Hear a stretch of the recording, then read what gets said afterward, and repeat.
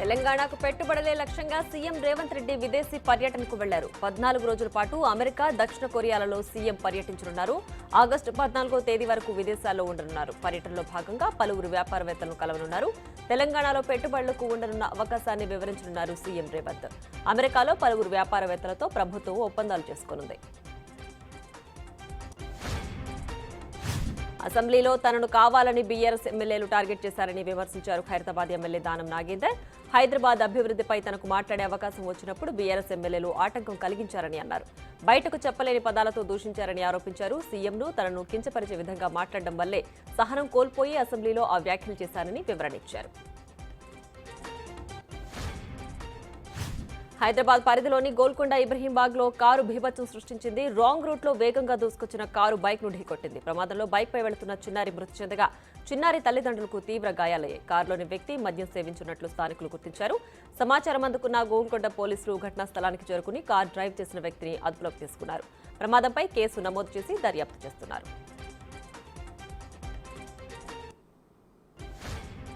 బుద్ధ వెంకన్న తీరు టీడీపీకి తలనొప్పిగా మారింది. మొన్నటికి మొన్న టికెట్ కోసం నానా రచ్చ చేసిన వెంకన్న తాజాగా తనకు పదవి ఇవ్వాలని అధిష్టాన్ని వివిధ రూపాల్లో డిమాండ్ చేస్తున్నారు. విజయవాడ ఎంపీ చిన్ని జన్మదిన వేడుకల్లో పాల్గొన్న ఆయన పదవిపై బహిరంగంగానే వ్యాఖ్యానించారు. తనకు పదవి ఇమ్మని అధిష్టానానికి చెప్పమని ఎంపీ చిన్నిని కోరారు. హిమాచల్ ప్రదేశ్లో ఇటీవల విలయం సృష్టించిన మేఘ విస్ఫోటనం ఒక గ్రామాన్ని సమూలంగా తుడిచిపెట్టేసింది. మెరుపు వరదలతో సమేజ్ అనే గ్రామం మొత్తం కొట్టుకుపోయింది. కేవలం ఒకే ఒక్క ఇల్లు మాత్రమే మిగిలింది. రాత్రి అంతా నిద్రిస్తున్న సమయంలో ఒక్కసారిగా క్లౌడ్ బర్స్ట్ అయింది. దీంతో చాలా వరకు ఇళ్లు కొట్టుకుపోయాయి. కొన్ని చోట్ల కొండ చర్యలు విరిగిపడ్డాయి. ఇళ్లు ధ్వంసమయ్యాయి. ఇక నీటిలో కొట్టుకుపోయిన వారి గురించి గాలింపు చర్యలు ముమ్మరం చేశారు. వాయనాడ్లో హీరో మోహన్ లాల్ పర్యటించారు. కొండ చర్యలు విరిగిపడ్డ ప్రాంతాన్ని ఆయన పరిశీలించారు. ఇండియన్ టెరిటోరియల్ ఆర్మీలో లెఫ్టినెంట్ కల్నల్ హోదాలో అక్కడ జరుగుతున్న సహాయక చర్యలను పరిశీలించారు. 2009లో మోహన్ లాల్ కు ఆర్మీ లెఫ్టినెంట్ కల్నల్ హోదా కల్పించారు. వాయనాడ్లో జరిగిన నష్టాన్ని, రెస్క్యూ ఆపరేషన్ గురించి అధికారులను అడిగి తెలుసుకున్నారు.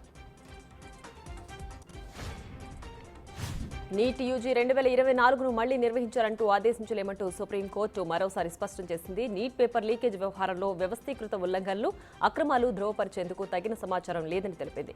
ఈ తరహా ఘటనలు పునరావృతం కాకుండా తక్షణమే లోపాలను సరిదిద్దుకోవాలని సూచించింది. నీట్ యూజీ 24ను రద్దు చేయాల్సిన అవసరం లేదంటూ ఇటీవల తీర్పునిచ్చిన ధర్మాసనం అందుకు గల కారణాలను వివరించింది.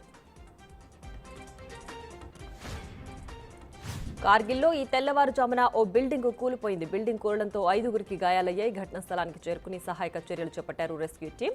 గాయపడిన వాళ్లను ఆసుపత్రికి తరలించి చికిత్స అందిస్తున్నారు. లడాఖ్ పోలీసులు, ఆర్మీ సిబ్బంది సహాయక చర్యలో పాల్గొని బిల్డింగ్లోని వారికి ఆసుపత్రికి తరలించారు. వ్యవసాయం, ఆహారం లాగే భారతీయ నమ్మకాలు ప్రాచీనమేనని ప్రధాని మోడీ చెప్పుకొచ్చారు. అగ్రికల్చర్ ఎకనామిస్ట్ కాన్ఫరెన్స్ లో భారతీయ వ్యవసాయ సాంప్రదాయంలో సైన్స్ కు ప్రాధాన్యత ఇచ్చినట్లు తెలిపారు. డిజిటల్ పంట సర్వే కోసం అవసరమైన చర్యలు తీసుకుంటున్నామని తెలిపారు. అమెరికా అధ్యక్ష ఎన్నికలకు అధికార డెమోక్రటిక్ పార్టీ తరపున కమలా హ్యారిస్ అభ్యర్థిత్వం ఖరారైంది. 59 ఏళ్ల కమలా భారత, ఆఫ్రికా సంతతికి చెందిన అమెరికా పౌరురాలు. ప్రస్తుతం దేశ ఉపాధ్యక్షురాలిగా ఉన్నారు.